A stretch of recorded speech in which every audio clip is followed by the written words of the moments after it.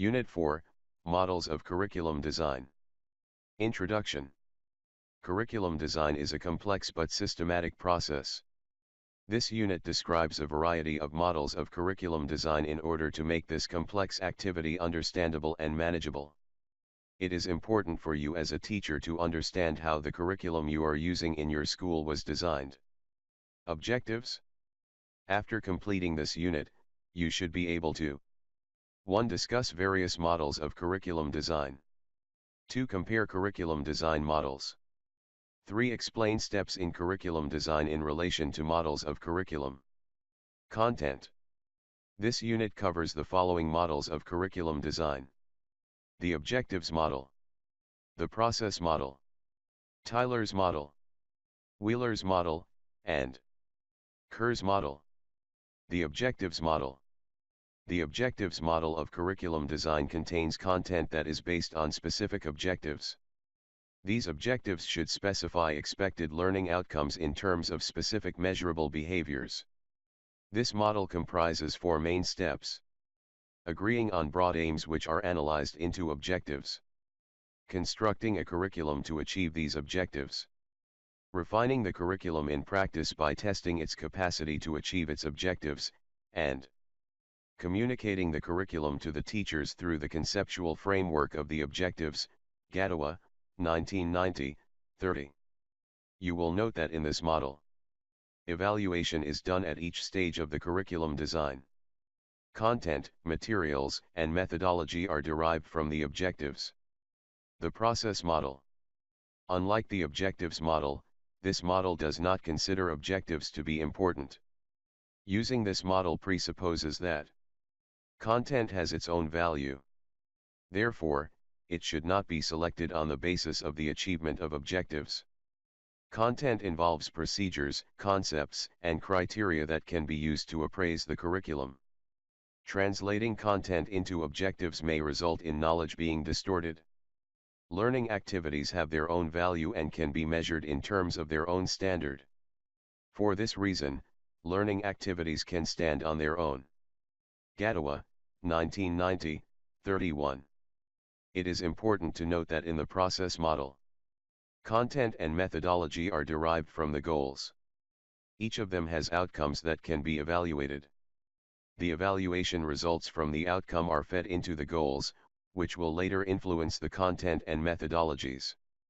Unlike the Objectives Model, there is no direct evaluation of the content and methodologies. The Process and Objectives models of curriculum design are not the only models. The remaining part of the unit will cover models developed by Tyler, Wheeler, and Kerr. Evaluation. Adapted from UReview, A.O. 1985, 20. Curriculum Studies. The model is linear in nature, starting from objectives and ending with evaluation. In this model, evaluation is terminal. It is important to note that objectives form the basis for the selection and organization of learning experiences. Objectives form the basis for assessing the curriculum. Objectives are derived from the learner, contemporary life, and subject specialist. To Tyler, evaluation is a process by which one matches the initial expectation with the outcomes.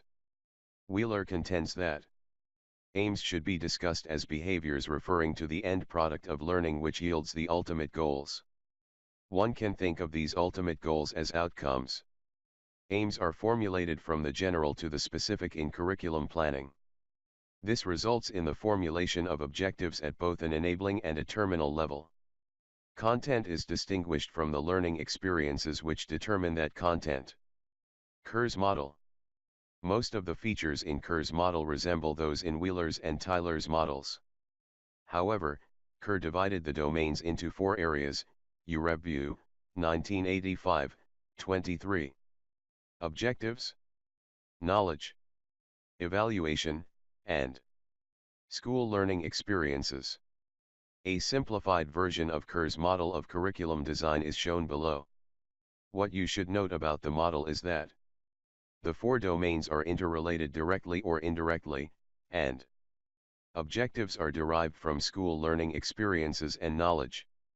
In Kerr's model, objectives are divided into three groups: affective, cognitive, psychomotor.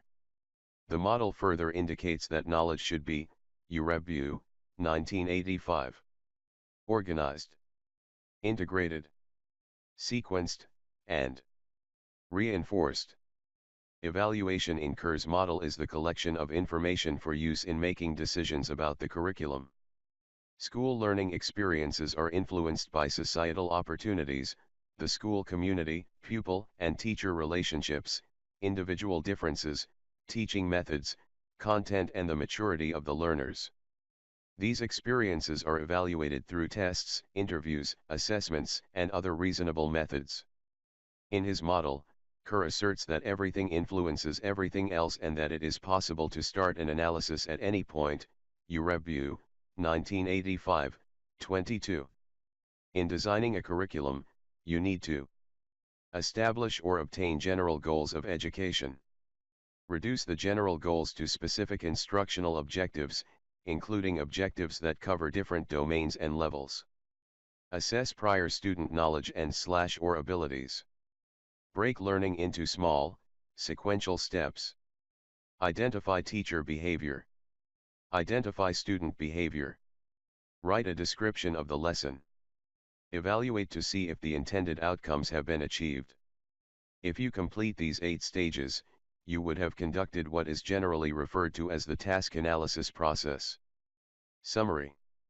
The curriculum design models discussed show that curriculum designing is conducted stage by stage. Some of the models discussed consider the process to be more important than the objectives. Other models take objectives to be the most important feature of curriculum design. Generally, all models stress the importance of considering a variety of factors that influence curriculum. Now that you have read about the types of curriculum design, factors that influence curriculum design and models used to design the curriculum, the next unit discusses the personnel and departments involved in the curriculum design process.